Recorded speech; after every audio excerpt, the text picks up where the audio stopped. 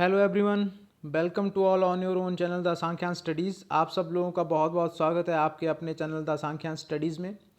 अभी हम बात कर रहे हैं क्लासरूम कम्युनिकेशन की, और इसी सीरीज़ में हमने जो है 2 लेक्चर और पहले जो है वो डिस्कस कर लिए हैं। 2 लेक्चर आपको और पहले जो है वो मिल चुके हैं, जिसमें हमने मीनिंग डिस्कस किया था क्लासरूम कम्युनिकेशन का। दूसरे लेक्चर में हमने planning for classroom communication discuss की थी कि किस तरह से क्लासरूम कम्युनिकेशन को जो है वो हम प्लान करेंगे, कौन कौन सी चीज़ें उसमें ध्यान रखेंगे, एक टीचर को क्या करना है, स्टूडेंट्स को क्या करना, क्लासरूम का जो एनवायरनमेंट है वो कैसा हो।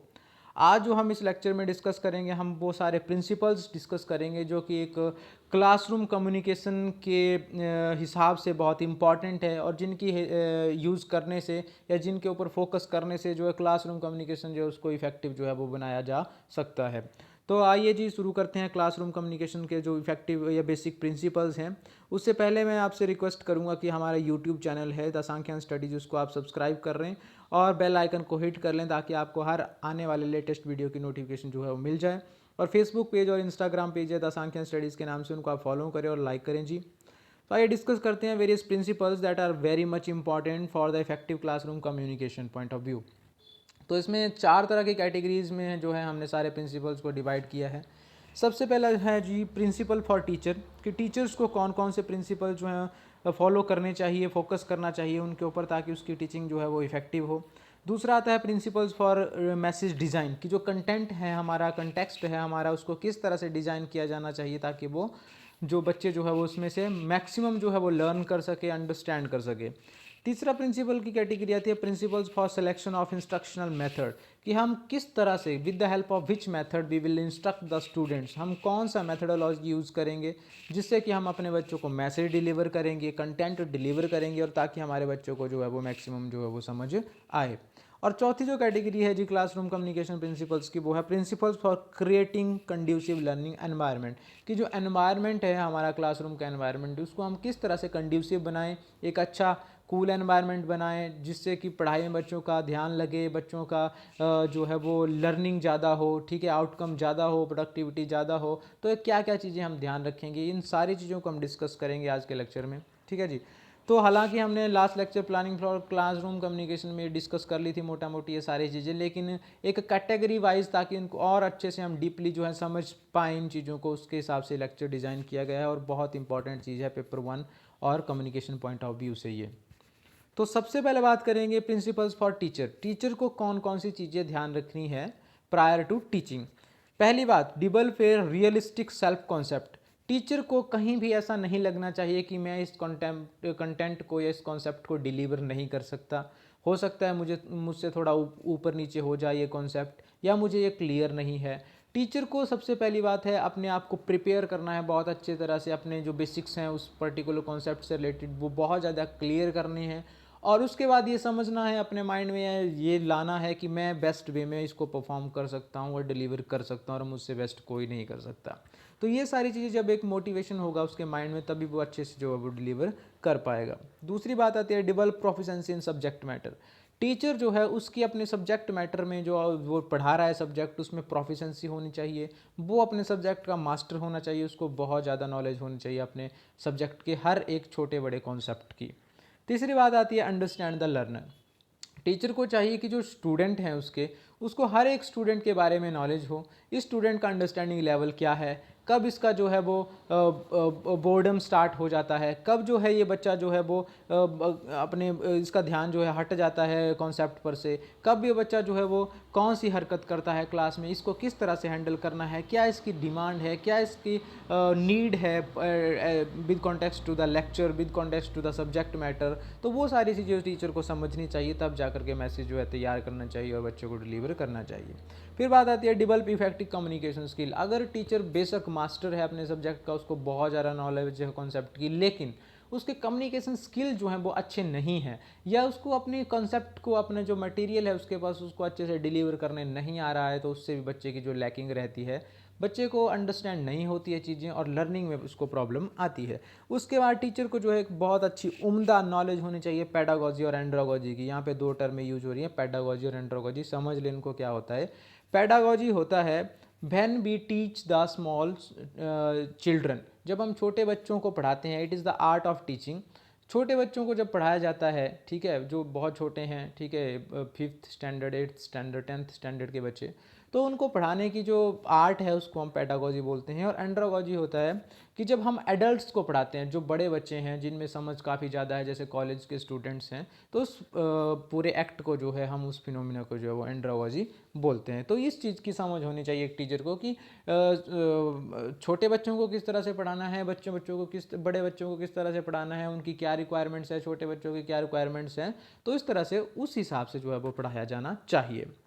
अब बात करते हैं प्रिंसिपल्स फॉर मैसेज डिज़ाइन या कंटेंट डिज़ाइन की, कि जब हम अपने लेक्चर को तैयार करेंगे, मटेरियल तैयार करेंगे, जो हमने डिलीवर करना है तो उसको किस तरह से तैयार करेंगे और कौन कौन सी बेसिक चीज़ें हमने जो है वो ध्यान रखनी है। सबसे पहले बात आती है क्लियर एंड स्पेसिफाइड ऑब्जेक्टिव। आपका जो ऑब्जेक्टिव जो है वो क्लियर होना चाहिए कि इस पर्टिकुलर कॉन्सेप्ट को मैं क्यों पढ़ा रहा हूँ, इसकी नीड क्या है, इसकी एप्लीकेशन क्या है और इससे क्या होगा फ़ायदा बच्चों को, ठीक है, और किस तरह से ये कॉन्सेप्ट जो है वो इंपॉर्टेंट है। तो वो ऑब्जेक्टिव आपको क्लियर होना चाहिए। दूसरी बार रेलिवेंट टू द ऑब्जेक्टिव, कि वो जो आपका सब्जेक्ट मैटर है वो ऑब्जेक्टिव से रेलिवेंट होना चाहिए, उससे बाहर नहीं होना चाहिए। जो बात आप डिस्कस करने जा रहे हैं, जिसका जो होनी चाहिए डिस्कस, वही पर्टिकुलर लेक्चर में डिस्कस होनी चाहिए, अननेसेसरी चीज़ वहाँ पे नहीं होनी चाहिए, और ऑब्जेक्टिव से बाहर का जो कंटेंट है, सब्जेक्ट मैटर है, वो इन्वॉल्व या डिस्कस नहीं होना चाहिए। फिर बात आती है प्रॉपरली सिक्वेंस्ड की, कि जो भी आपका लेक्चर है वो बिल्कुल प्रॉपर वे में सिक्वेंस्ड, मतलब लाइन होना चाहिए, अलाइंड होना चाहिए वो, ताकि आपको ये समझ हो कि आपने पहले कौन सी चीज़ डिस्कस करनी है, फिर कौन सी चीज़ डिस्कस करनी है, उसके बाद कौन सा चीज़ डिलीवर करना है। ये नहीं कि आप मतलब इधर उधर का मिक्सअप कर दें, जिससे कि बच्चों को क्लियरिटी ना हो कि ये प्रोसेस चल कैसे रहा है। फिर आती है बात यूज अप्रोप्रिएट लैंग्वेज। आपको अप्रोप्रिएट लैंग्वेज का यूज़ करना है, हिंदी तो हिंदी, इंग्लिश तो इंग्लिश, मिक्स तो मिक्स, ठीक है। वो लैंग्वेज आपने यूज़ करनी है जो मेजॉरिटी ऑफ बच्चे जो है जिनको नॉलेज है, और मिक्स लैंग्वेज आपने यूज़ करनी है ताकि किसी भी बच्चे को जो है वो प्रॉब्लम ना हो और बच्चों को जो है और ज़्यादा क्लियरिटी हो। क्योंकि लैंग्वेज क्या बोलते हैं, कम्युनिकेशन में बैरियर नहीं होता है, बात होती है अंडरस्टैंडिंग की। बच्चे को क्लियर होना चाहिए, सामने वाले को समझ आना चाहिए कि ये पर्सन जो है वो बोलना क्या चाह रहा है। यूज अप्रोप्रिएट सिंबल्स, ज़रूरत पड़ती है आपको वहाँ पे, आप अपने अकॉर्डिंगली जो है सिंबल्स, जेस्चर, पोस्चर्स, ठीक है, ये चीज़ें यूज़ कर सकते हैं ताकि बच्चों को और क्लैरिटी हो, ठीक है, स्टूडेंट्स को और अच्छी तरह से समझ आए, ठीक है। और इसके साथ यूज़ रेलिवेंट एग्जाम्पल, जहाँ आपको लगता है कि यहाँ कोई एग्जाम्पल फिट हो सकता है वहाँ पे आप एग्जाम्पल का यूज़ करें, और जितना ज़्यादा हो सके उतना ज़्यादा एग्जाम्पल्स का यूज़ करें ताकि बच्चों को मेमोराइज करने में, कॉन्सेप्ट्स को क्लियर करने में अंडरस्टैंडिंग या क्लियरिटी ज़्यादा हो। इसके बाद बात करेंगे principles for selection of instructional method, कि जब आपने एक इंस्ट्रक्शनल मेथड, मीडिया चैनल जो है वो सिलेक्ट करना है तो उस टाइम आपने कौन कौन सी चीज़ें ध्यान रखनी है। सबसे पहले बात आती है select relevant and appropriate media. आपने वही मीडिया यूज़ करना है, वही चैनल यूज़ करना है जो उस पर्टिकुलर कॉन्सेप्ट के आधार पर जो है या हिसाब जो है से जो है वो बेस्ट बैठता है, फिट बैठता है। Use variety of medias and methods, हो सके तो आप वेराइटी ऑफ मीडियाज़ को यूज़ कर सकते हैं, मेथड्स को यूज़ कर सकते हैं। जैसे आप वाइट बोर्ड का यूज़ भी कर रहे हैं, चॉक से भी लिख रहे हैं, मान लो न्यूमेरिकल सॉल्व करवाने के लिए। इसके अलावा प्रेजेंटेशन भी साथ में चली हुई है जहाँ से बच्चों को क्लियर हो रहा है चीज़ें, और टेक्नोलॉजी भी सीखने को मिल रही है, ठीक है, और एडवांसमेंट भी हो रहा है उनके लर्निंग में। तो इस तरह के आप variety of medias and method जो है वो यूज़ कर सकते हैं। यूज़ क्वालिटी मीडिया, आपने मीडिया वही यूज़ करना है जो क्वालिटेटिव हो as per the classroom environment, जिसका जो सही फिट बैठता हो, ठीक है। ऐसा नहीं कि वहाँ पे पॉसिबिलिटी नहीं है और आप जो है वो क्रिएट करना चाह रहे हैं, ठीक है, हो सकता है कर पाएँ, लेकिन अगर मान लो फिजिबल नहीं है वो चीज़ करना, कोई भी चीज़, और आप जो है वो मतलब टाइम वेस्ट कर रहे हैं उस हिसाब से, तो वैसा नहीं करना। You can switch over the another method,